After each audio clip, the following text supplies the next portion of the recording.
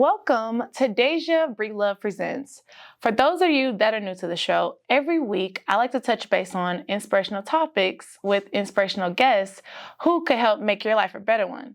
Now, some of them you may know, some of them you may not, but regardless, you're going to always learn something and have a bunch of takeaways from each artist that comes into the building. So today, my guest is a multifaceted artist, entrepreneur, and she is an educator named Natalia Z. But before we meet her, I wanted to discuss the topic for June, which is how to find your purpose. Now, as we know, we are 6 months into the year, halfway through the year, and I just wanted to give you guys some inspiration for those who may be feeling a little bit off track or feeling a little lost right now. So let's get right into it. Okay, so number one, how to find your purpose. Identify the things that you care about. So that means what are the things that spark you and kind of ignite that fuel? Now, whether that's acting, modeling, being a business owner, or even a caretaker, pay attention to what brings you joy. So once you're done with it, the things that raise your vibrations and just give you that spark, that is a major sign. Number two, recognize your strengths and talents. So sometimes, you may have to try different things to kind of figure this out, but you can even ask somebody and see okay, what are the things that you could see me doing that you feel like brings me joy? Or ask them what are the things that you're good at? Now, some of them you may not be interested in and some of them you may, but regardless, the things that ignite your spirit and give you the most fuel and the things that increase and decrease your energy, that's a major sign of the stuff that you should be doing. Okay, so number three, look to the people that you admire and imagine the best version of yourself. So what would the best version of you, he or she, look like? What would the best version of you be doing? And what would she or he be caring about? The why is important because it's a reason for why you care as far as what you also admire. Now, I'm not saying that it has to be fame or anything like that, but who inspires you and why they inspire you is a big point of what you should be doing and a part of your purpose, what you're interested in. Tap in and pay attention.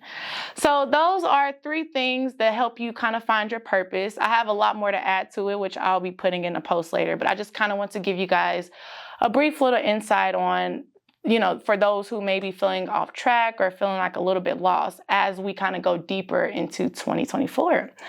So let's get back to the guest. So like I said, my guest today, she's an inspirational person. She is somebody who I always admired, and she is a multifaceted artist. She's an entrepreneur, and she's also an educator, and her name is Natalia Z. So let's meet her today and hear about how she found her purpose and how she got to where she is today.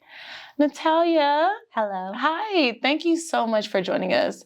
I mean, you always inspire me. I would always see you doing your thing on Instagram, and I had the pleasure of working with you in class. And once you did your performance, I was like, okay, she has to be a guest on the show. Yes. Thank you. For sure. Thanks for joining us. Okay, so let's get right into it.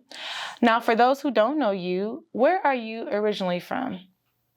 I'm originally from Russia, and then when I was 2.5, we immigrated to Seattle. So I grew up dancing in Seattle, but then would fly to Los Angeles pretty frequently in order to train, since the best training is here. And 2 years ago, I officially moved from Seattle to Los Angeles as my new home. So. Wow. And how are you liking it? How was the transition? I love it. I love it here. I feel like I'm around all my people. Everyone is as crazy and chaotic as I am, which is really nice. Everyone's a big dreamer. Everybody's a creative, right? Exactly. Yeah, it's nice to be surrounded by that energy now. In Seattle, it wasn't really so much of a creative place, would you say so? A lot of tech.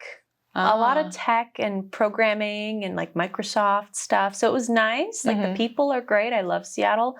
But I love the serendipity of this city, going to get a coffee and overhearing someone talking about an idea. It just is really fueling. It is. I would totally agree with that. Oh, so I guess you just answered my next question as far as how was the transition? I guess it's better than Seattle, you would say. Yeah, I mean, I have my family and my business in Seattle, so leaving is always difficult in Mm-hmm. terms of I still have a lot of things there that I care about, but in Yeah. all, I've really enjoyed. I feel like this is the time in my life to be in LA. So Yeah, for sure. I know we were talking about it for a while about you actually permanently moving here. yeah, because So I met you back when I was in Seattle. yeah, I Yeah. was like, you're leaving again? Yep. Yeah, for sure. Okay, so that's good. I guess my next question is, on top of being an artist, which consists of many creative talents, to be specific, your artistic side consists of being a professional dancer and singer, correct? Yes. Nice. Okay, so what type of dance do you teach? I teach heels specifically. So I was a Mm. professional ballroom dancer for long time, 20 years. And then after I retired from that, I kind of searched around the dance industry to see where I fit now that I'm not this ballroom identity anymore. And when I found heels, it's a fairly new style. It's about Mm-hmm. 10 years old, I would say. So there's a lot of room for growth Yeah. in terms of developing a fundamental structure, a culture around it, but also so much freedom because it's so raw and new. So I just found this perfect niche to implement my ballroom training and everything I had Yeah. learned from my professional career so far Uh-huh. into this totally unrefined territory that fills me with curiosity and Yeah. excitement and just kind of allows me to break every rule in a way Yeah. and kind of just pave a new path. So Mm-hmm. Wow. So would you say it's similar to ballroom dancing as far, like, what would you say the major difference is? I mean, it's totally different, but because it's my body and my training, the Yeah. ballroom seeps Kind of flows. in. And a lot of the past training, I try to integrate it because in terms of heels safety, like how to walk, how to place your feet, how to Yeah. strengthen everything, there's not a lot of people that talk about that right now in the Yeah. industry. And in I was going to say ballroom, dance. I've never even heard of, but outside of you, I've never heard of it being dance. I mean, calling heels. I'm so sorry. I said yeah, dance. no, it's okay. Yeah, because it's new. It's a new thing, and I want to make sure it's safe and also awesome. You know, like a great fun experience for everyone.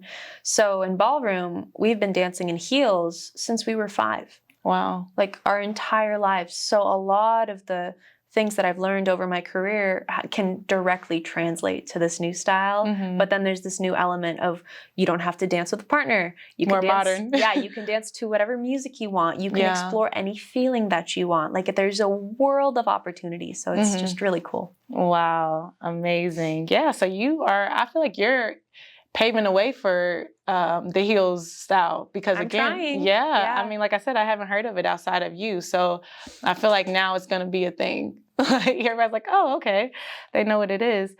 All right. So that answers that question. What would you say inspired the idea of you being an actual entertainer as far as just like being a dancer and a singer as well? What sparked that?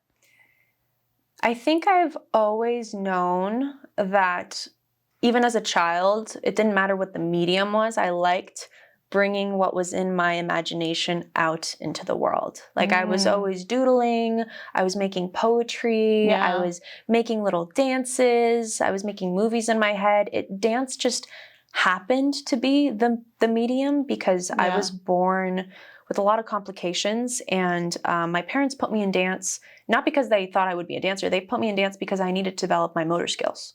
Like I didn't know left from right. I needed better coordination. Yeah. And I was too fragile for sports. So they were like, oh, let's just stick her in dance. We'll see if she develops her motor skills. Yeah. And I think it was 2 things. First, the stubbornness of trying to learn how to move because I saw it and it didn't come to me intuitively. I had to really analyze it and dissect it. Yeah. But then once I got it, that freedom you feel of like, oh, wow, my body is now my instrument. I can think of something in here and it directly translates. How cool is that? Like what other the art mind form, is so powerful. What other art form allows for that, Yeah. right? So I think that idea of being like, oh, I can have an idea in my head and I can use this that I have right on me right now at any point, anywhere, to bring it to life. I just like fell in love with that idea and I just haven't really looked back since. Wow, that's amazing. And what age was this? I started when I was 5. So 5. Yeah. Wow. So you grew, this is you. Yeah. This is like This is my ingrained in life. you. Yeah, that's amazing. Okay, so obviously what your parents did, it worked. They are always laughing about it because they did not expect me to be a dancer. I wouldn't even consider myself an entertainer. I'm very introverted. Like I don't You like, are like that. Yeah. I don't like to entertain. Mm-hmm. I like to sit in my room and think and Yeah. then like make something, and then if I have to perform it or if I have to be out in the people, then sure, like that's in order to spread it. Yeah. But yeah, I've never been someone that feels like they're a natural entertainer. Yeah. Well, I would say, again, going back to like what I talked about, how to find your purpose, how do other people see you? I mean, after I seen you do your performance, I'm like, she's an entertainer for sure. I mean, the moves, the facial expressions, you may not clarify yourself as that, but I mean, you put on a heck of a show. So I would say you're an artistic entertainer or artist, even though you don't clarify yourself as that. But yeah, I will say artist. Thank you. I'll take it. I'll take it. You're definitely an artist. Okay, so did you, I guess that kind of goes into my next question. Did you ever try other occupations before you decided to just commit to dance and singing? Yeah, my deal with my parents was that I get a bachelor's degree. So I got a bachelor's degree in multimedia design. Wow. So I was intending to become a music video director. That was my thing. I was fully assisting music video shoots, and then the director found out I danced. He was like, "What are you doing? Like, you can do this when you're older." And pretty much just It's like you're in the wrong he field. literally Get out. he turned me around and he was like, you need to be dancing while you're young. You can always become a director. And my parents were really excited for me to work at Amazon. Like that was like the thing in Seattle is if you get an Amazon job, they really wanted me to be safe. Like most parents. Yeah. Which I don't blame them, but my senior year of college, we were doing this thesis where, you know, a client comes in and you work for them. And I remember working for them and being like, I'm never, ever going to work for someone again. And that's how you, my life. And that also goes into finding your purpose. Like you realize, maybe I'm meant to lead others, or maybe I'm meant to just and nothing bad be an entrepreneur. Happened. It was just like a gut. I was like, yeah, I'm never going to do this again. Yeah. It's just not going to happen. I could totally relate to that because I feel like parents always, and it's like you said, it's nothing wrong with that. They love us, so of course they want us to go the safe route, but it's like there's always, I'll call it like the black sheep or that chosen one in the family who kind of goes a different direction and has that creative mind to where it's like, okay, mom, this is what I want to do. I know you don't fully support it, but it's like once they see you start either making money from it or are actually really committed to it, they're like, okay, well, maybe she's actually on to something and she can actually do something with this, you know? So or just being happy. Exactly. Or just as simple as being happy, you know? And exactly. Which goes back to finding your purpose. What fuels your fire or ignites that spark in you? So that's amazing. Okay, so my next question is, as far as the music is concerned, as far as your singing, how would you describe your musical style? And if you could relate yourself to any artist, who would that be? That's a great question because that is still developing. I mean, we met in the class where I was getting over my fear of singing. I've seen you grow for sure. Yeah, like I went from not being able to sing in public to now singing. I play mostly acoustic guitar and just acoustic music right now. When people ask me what my style is, I usually say I make pop songs sad, but that's right now. That's currently where I'm at. Yeah. I think in the grander scheme of things, I really want to merge dance and music. Like it's never about one or the other. It's about the fusion of them. So I've released a couple projects where they're built in fusion with the dance and the music. And I feel very proud of them. And if I think of the artists I look up to, it's not necessarily a sound or a style. It's the fact that they are also doing that. So I think of FK Twigs, who used to be a dancer. I'm a big fan of hers for sure. She's merging dance and music all the time. There's a new artist. Her name is Mete. Obsessed with her. Used to be a dancer and now is again creating this like awesome fusion of dance and pop music as she enters the field. Christine and the Queens is an incredible one as well. Just like anyone that I think that these people are like breadcrumbs to me finding more of my own purpose and my potential. So I watch them and I go, this thing I'm afraid of, they're doing it. So I can do it too. Yeah, eventually. it inspires you. It's like, Yeah, okay, so yeah. maybe I should just put more music or something out Yeah, there. yeah. Because when I first heard you, you kind of gave me like a Nora Jones style in a way, between like the whole guitar and just being very like smooth about it, but still having like the thing that keeps you like engaged. So that's just my opinion, but Thank you. yeah, for sure. So I think, well, and that's what I mean is like, I don't even, yeah, I want to move into more pop later too. So right now you're getting the raw, stripped down version of me. So, but I mean, you can live your amazing. life in. Someone was just telling me you can live your life in different chapters. Yes. So it's like what totally. you aren't today, you may not be a year from now. You know, even Beyonce was saying, and it was something that inspired me. She recreated herself at least like 14 different times. Yeah. I mean, she's doing. A country album. A country album. That's for Pete's sake. Yeah. Exactly. And she's from Texas and never done that. And she's what, like in her 40s now and been doing this since she was a kid. So, I mean, you can, and that, like I said, it's also something I'm learning. You can recreate yourself. So I'm excited to see that next chapter of you. Right now we're in the Nora Jones chapter. 100%. I'm here for that. I'm here for that too. Amazing. Okay. So going back to, like I said, the quote of the month being how to find your purpose, since we're 6 months into the year, which is insane. Crazy. I mean, the year has flown. If you could summarize your purpose in one sentence based on, you know, your choice as an entrepreneur and an artist, summarizing that in one sentence, what would you say? What would you say your purpose is? My purpose is to move people.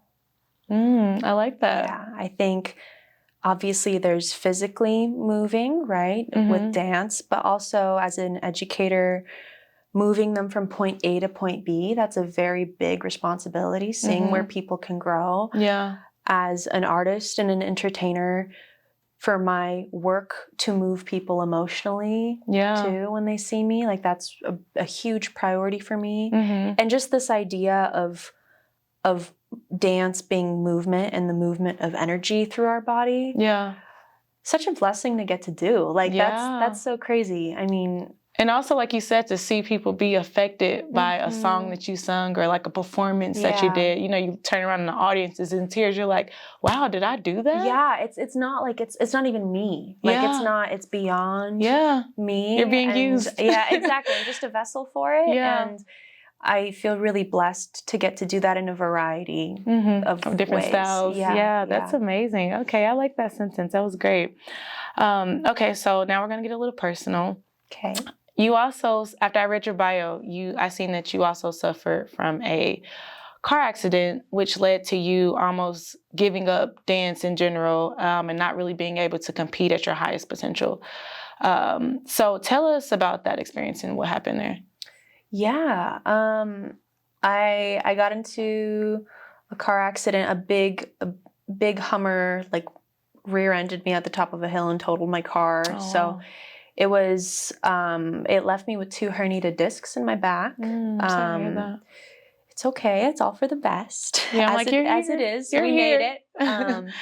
And the problem with like a disc hernia is that it's not a huge injury right away, but it wears over time, especially if you're dancing. So with ballroom, there's a lot of twisting action. And the twisting action was exactly where my discs were. So it was just this pain that creeped up. And ballroom dancing, it's a dance sport, right? So we're training 3 to 4 hours a day. We're flying to wherever around America or around the world every weekend to compete at these competitions where we're dancing 20 minutes in a row, 4, 5, 7 times, depending on the grandiosity. It's 5 dances in a row. So it's really taxing on the body. And I bet.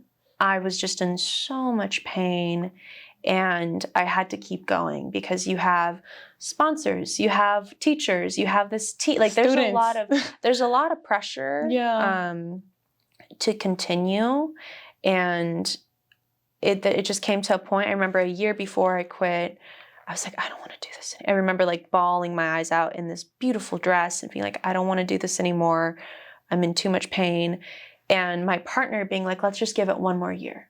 Let's just do 1 more year. Let's see what we can do. And that year was horrible. It was the most depressed I'd ever been in my entire life. I was hurting every day. just our results were going down. Like everything kind of culminated in that year. And after that year, I was like, okay, I guess I'm retiring. Like, I don't know what else to do. And at that point, I had not known about the commercial dance industry. Like, we were so focused on our ballroom world. The idea of me being anything else, you couldn't see it I at the time. couldn't even understand. I couldn't even comprehend that. So I was like, okay, I guess I'm going to retire. I'm going to finish. I was 21. I'm going to retire, finish my bachelor's degree, teach kids at a dance school, let my back heal, work at Amazon. I don't know. I don't know what else to. I have no idea. You know? So I took that time afterwards to explore different dance styles. So I was on a hip hop troupe, a contemporary team, a really beautiful time in my life where I got to chop my hair off, dyed it bright red. Like, just, it was great. Like, it really needed, you know? And I just got to stick my toes into all these worlds and meet all these people that are my best friends now from just all these different environments. And you discovered some stuff along the way. Yeah, I don't even remember the question, but the point is, one day I found heels and I stumbled upon it in my living room. I just wanted to choreograph to a song, and with the heels being a costume. So you discovered heels while after the accident. Yeah. That's so funny. 4 years or 3 years after the accident. Yeah. Wow. While you were kind of just trying different things. Out. So, and it's so funny, like, even though it's unfortunate that happened, I always say, like, even at the time, we may not understand it. Like, why is this happening to me? Why is this such a tough time in my life? But then you see the reasoning behind it later on is like, wow, that was meant to happen, even though it was so tough, because you discovered your heels, which is literally your purpose and your entire company now, which is so funny.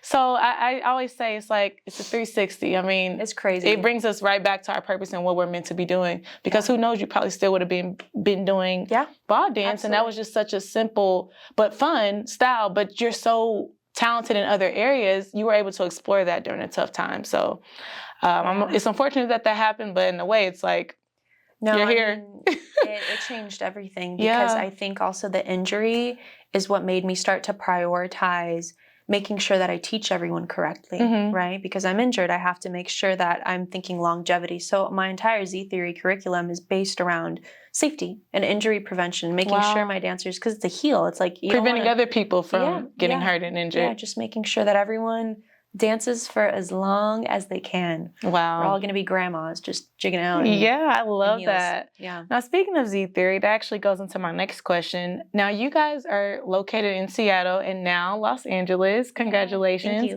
Now, was that recent that you guys came to, as far as the whole... moved. Oh, you just created a whole new group. Yep. Wow. I was like, okay, I'm here now, so let's do this. Amazing. Some of them fly in too, so it's like we try to merge the worlds as much as we can. Amazing. So how many girls do you teach, and what would you say the hardest part about being a dance instructor? I mean, I can't count how many people I teach, because it's a big group. It's beyond me now. I have 11 instructors. So I have 11 teachers in Seattle that teach my stuff. So I don't even know how many people they teach, and then how many. Like, it is far. It's far beyond who I am now. We're working on like a teacher training manual so it can expand, and so I can't really give you a number. But that means it's a lot. Yeah, it has a life of its own, which is crazy. But again, this is all stemming and created from you. I know. I don't like to think about it, honestly, because I get overwhelmed. Yeah. But yeah, I really, it does have a life of its own. The hardest part of that is letting go of control, because I am so introverted and I'm so used to things being inside my head and in the world. Yeah. And that's it. And now it's in my head, and now it goes through this team and like these systems that we've had to create, because that's what happens when you own a business, is you have to communicate and have a 100%. team. You have a team. I got to stop you on that one. I mean, that's something I'm also learning as I grow my own team, is like, you can't do everything on your own. No. And it's impossible to grow without a team. I mean, it takes teamwork to make the dream work, you know? So to keep expanding, you have to have a team, you know? So that's amazing. I And that's feel so grateful for my team. That's been, I know that I'm a good teacher and a good artist, but I would say leadership and communication, my team has had to really help me with that, because they literally have taken stuff out of my brain and just really, I feel so blessed to have people that believe in me enough to watch me grow into that version of myself. And support you doing it, you know? Yeah, totally. But at the same time, like you said, I want to just mention real quick, letting go of control. I mean, as an entrepreneur myself, and to other entrepreneurs out there, it's so easy for us to just, want to do it ourselves, because it's like, we know how we want it. We know how we want it to be. But it's like, long as you communicate and trust the team around you, I mean, you can easily just keep expanding and growing yourself. So for all those entrepreneurs out there, do not be afraid to let go of control. That's a key thing. Okay, so as we kind of wrap this up, going into my next question really quick, how would you say you managed to do all that without kind of overwhelming yourself? Would you say it's from having a team, or? I don't. Like, what keeps you sane, I guess, with all this you got going on?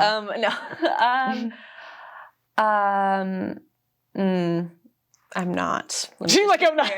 But because you have that's the truth. That's the truth. Yeah. But I try to take it day by day. I don't have, people think I have a system or something. No system. Every day is a new problem to solve, mountain to climb. Yeah. I think the only consistent thing I have in my life is like my morning matcha latte that I make for myself, and that's it. Everything else is like oftentimes chaos, but I've learned that that's the best way for me to work. I've tried to do like the whole boxes thing, and it just hasn't worked. I have gotten much better at delegating to my team because I trust them so much. And now it's at the point where they are able to keep a lot of things going without me, which is great. It's amazing. But also we're growing, and there's new, bigger problems to solve and challenges to face, as always. So I wish I had an answer that was very, I mean, you just actually said it, taking it day by day. I mean, not over, and which is something we'll talk about in another episode, focusing on like mental health and things like that. Not overwhelming yourself. And you have to take it day by day, because I mean, if you have so many projects going on, it's impossible to be present to each project if you're not taking it day by day, you know, because like you got one foot in this, you got one foot in that, you got one foot here, you're there, you know. So if you just take it one thing at a time, one day at a time, I think that's the key right there. I think also something that really helped me is learning how I process information. So people process information differently. I'm a gut-based processor. So like my body knows what to do if I listen to it. So if there's a structure and my gut is like, no, I don't actually feel like doing that today. That's what it's going to be, you know? And some people don't operate that way. Some people work better on a schedule. But so you kind of follow your intuition. I have to. Yeah. There's just no other way. Which comes from possibly being still, you know, spending time alone, or actually, like you said, just kind of centering yourself to like, okay, what's the best decision right now? And that always helps. And so not what should I do? That's a big trap, is the shoulds. Yeah. So like you said, following that gut, that intuition, that's the key.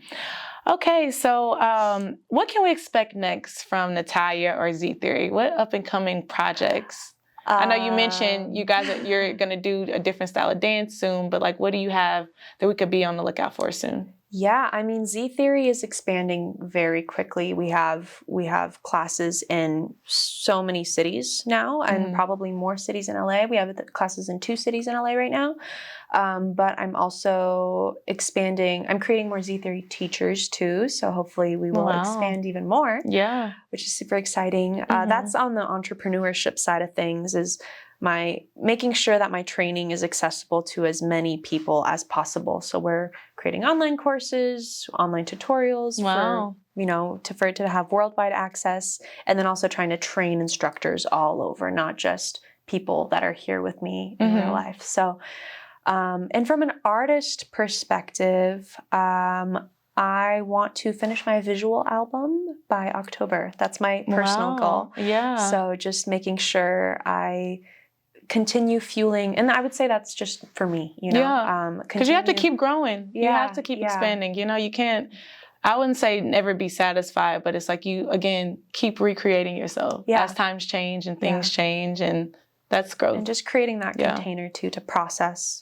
songs and emotions and things. So yeah, that's the goal, is to make sure I don't put that on the back burner and just make sure I release that out into the world. Yeah, that's amazing. Okay. So before you leave us, I haven't done this before, but I do want you to show me one of your beginner moves. Now, I'm not a dancer, as you know. I'm in the modeling and acting and broadcasting field. But you're such a good instructor. I would love for you to kind of show us and the audience watching just a quick little move that would be easy to learn. Cute. If you don't mind. Yeah, I'm like, if you don't mind. Let's do it. Okay, so Natalya's going to show us a quick little move, and let's do it. So Natalya is going to teach me how to do a U-sit. So you can use this at your next party, whenever you go out to the club, if you want to feel cute. We're going to start on the left side. Okay. Feel like you're making a U with your tailbone and sit over to your right hip and show off that pretty heel of yours. Okay. And then so again, you sit. Okay, so start with this one. And you sit, and you sit, and you sit. So left butt cheek and right butt cheek. And now do whatever you want with your hands. It can go up the body. You can show off your rings, all the rings, or touch your body, or touch your hair. But you got to show your feet, right? Yes. So, okay, you sit. Hey. Okay. Hey. Hey. Hey. Oh, I like that one. And now let's do one more. Let's sit onto the left side. We're going to take our hands, go bend, and snap. Okay. Now let's bring them together. You sit, bend. Oh, wait, okay. Already? All right. You sit. And a you sit, and bend, and snap. Hey, you sit, bend, and snap. Hey, you sit, bend. Whoo. Hey, I love it. Yes. Good job. Okay, you sit, bend, and snap. Now that's your next move. For sure. Oh, that's my new dance move. Okay. Thank you so much, Natalya. Look, now I'm all out of breath. Okay, so thank you. That was interesting. I guess it wasn't as hard as I thought it would be. Thank you so much. Okay, so that was Natalya teaching me some moves. Welcome to Z Theory. I see. So I'm going to attach all of her information at the bottom of the screen so she could teach you guys also some dance moves. So check her out. But now we're done with that. My last question is, as we wrap this up, if you could leave any future entrepreneurs or artists with any piece of advice, what would you say? I would say to do it scared. I like that. I like that. Because it's always going to be scary, and the challenges are just going to get different. And the fear doesn't necessarily go away, but you get stronger along the way. Yeah. If you keep doing it scared. I would agree with that. Doing things, facing challenges that scare you and actually overcoming them definitely make you stronger. And they boost your confidence too. Yes, exactly. In a major way. Awesome. Well, thank you so much, Natalya, for joining us. Your story was so inspiring, of course. And, thanks for informing the audience also on how you found your purpose and overcame your tough times. And I'm looking forward to everything that's coming for you. I truly am. Thank you, friend. Yes, thank you for joining. I appreciate you having me. Yes, for sure. I'm like, hopefully you come back to class. I would love to see you more. If not, we'll plan something soon. We will. Yeah, we will. Definitely. Okay, guys, so that wraps it up for Deja Breed Love Presents, and I will see you next week with another inspirational guest and inspirational episode. Ciao.